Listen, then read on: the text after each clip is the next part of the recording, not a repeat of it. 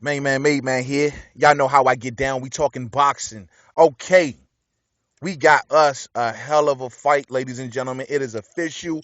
If you know anything about boxing, if you are a boxing fan, then you have heard about the upcoming fight, July 23rd.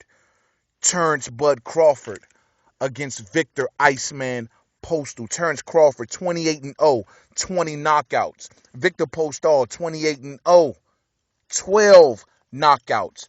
Big difference there, ladies and gentlemen. Same record, but big difference. We'll get more into that, man. This is an awesome fight.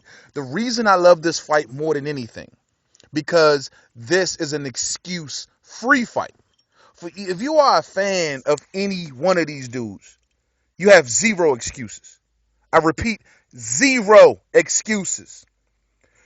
Both of these fighters are undefeated. Both of these fighters are in their primes at this point, or just beginning their primes. Both of these fighters are coming off big wins. I mean, respectable wins. Both of these fighters are champion fighters. With Terrance Crawford holding the WBO and Victor Postol holding the WBC. This is a great fight, ladies and gentlemen. It's on HBO pay-per-view. Now, for those who are murky on those details, HBO basically is doing budget cuts. And whenever they, from what I'm hearing from Bob Arum, they didn't want Victor Postol on regular HBO. And the reason being, as I said in my last in my last video about Triple G, HBO is basically trying to get into the knockout business. And Victor Postol is not a knockout fighter, ladies and gentlemen. He's not a knockout artist. Out of his 28 fights, he only has 12 of them ended by knockout. Hell, the man couldn't even knock out DeMarcus Chop Chop Corley when DeMarcus Chop Chop Corley was basically way over the hill. You know what I mean? He has a power question, if you will. I mean, you look at the fact that Terrance Crawford fought De'Aaron Jean and he finished the guy. And then you turn around and you look at how Victor Postol fought him. Hank Lundy, and he finished the guy in the 5th round. But then you turn around and look at Victor Postol and how he fought Hank Lundy, and it went to a unanimous decision. Clear power difference here, ladies and gentlemen. And this is the reason that HBO didn't basically get behind totally Victor Postol being shown on free HBO, if you get where I'm going. This is not a mismatch. This is not a fight that will maybe even likely end in knockout, ladies and gentlemen. I don't know.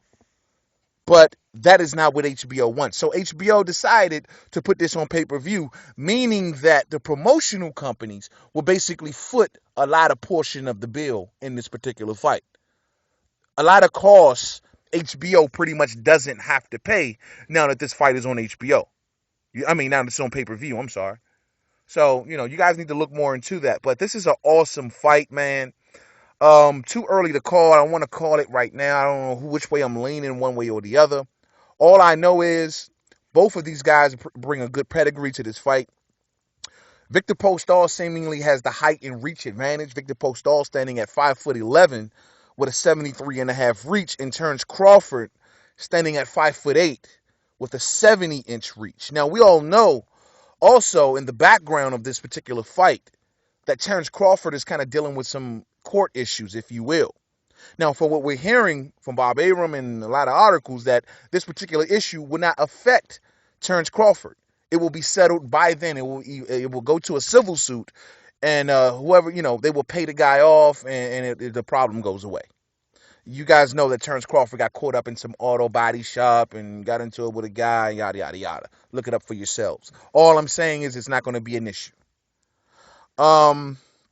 This is a good fight, man. It's on neutral ground, if you will. We all know this fight is going down in Vegas. It's going down in MGM Grand. Now, the thing is, I found curious is that Victor Postol requested that 2 of the judges be Eastern Europeans. I mean, what is he got some sort of fear going on with him or something?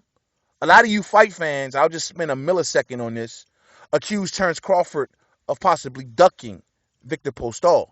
Let's not forget Terrance Crawford has already signed the contract, and at press time today, Victor Postol hasn't. But it's being basically looked at as it's going to happen at any day or any second now. But he hasn't signed yet. Terrance Crawford was the first to sign, ladies and gentlemen. He stated this a couple weeks ago at the Pacquiao and Bradley fight. He had already signed. So for any of you guys who were thinking that, clearly you're off your rockers, man. But the fact of the matter is this, man. This is a hell of a fight. This is a hell of a fight. There is not much bad here, not much criticism here. You know, the good thing about this fight also is that the high stakes that are involved in this fight, that's what make this fight. Because you think of the high stakes in this shit, man. Both of these dudes are undefeated. They're not like total. I think Terrance Crawford is getting there, but they're not almost household names yet. So a loss at this particular point with this high stakes can be detrimental in a way, especially if it's a bad showing. You know, this is their both first pay-per-view fights. Bob Abrams saying he's not expecting for this fight to do over 100,000. I'm not expecting for it to do over 70,000 because of who they are. But this is a pay-per-view fight.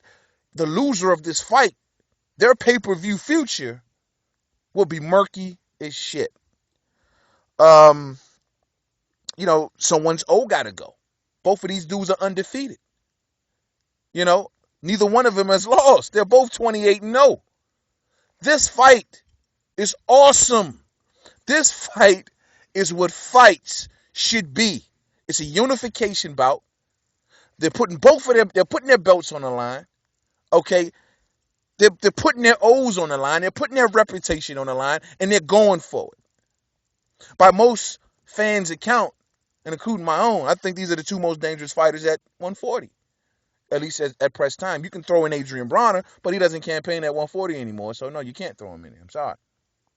But these are the two most dangerous fighters at 140, and they're bringing it together. They're not milking us for crap fight after crap fight, but they're going against each other at pivotal times, man, in their careers. Hell, Terrance Crawford has only been at the 140-pound division for 3 fights, ladies and gentlemen.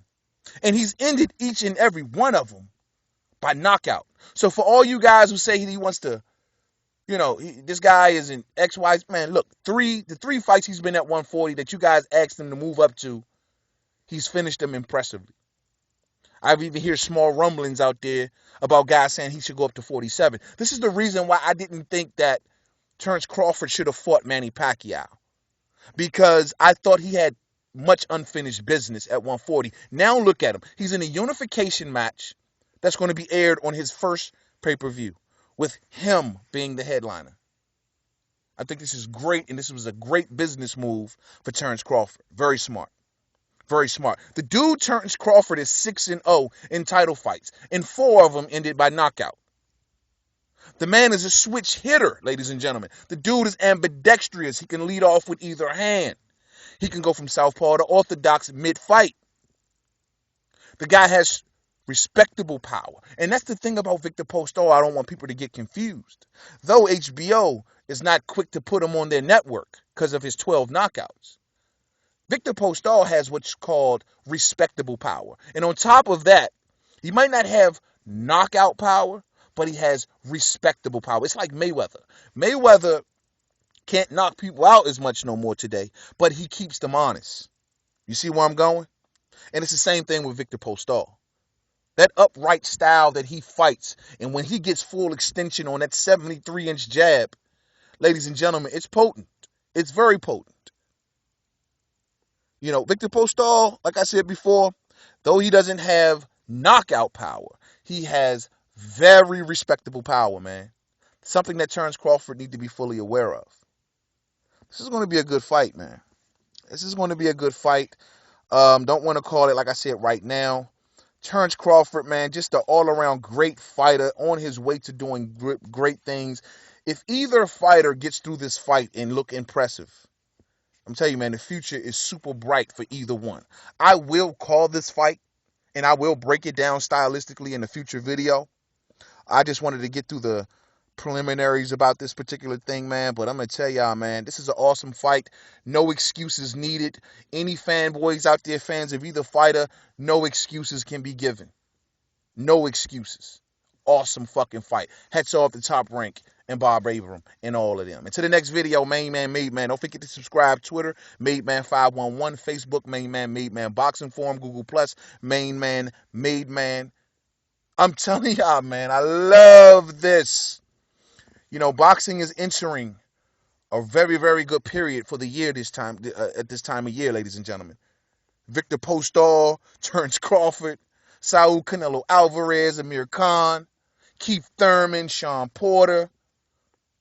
God, man, the Deontay Wilder fight, Alexander Povetkin is on the horizon, Tyson Fury, Vladimir Klitschko.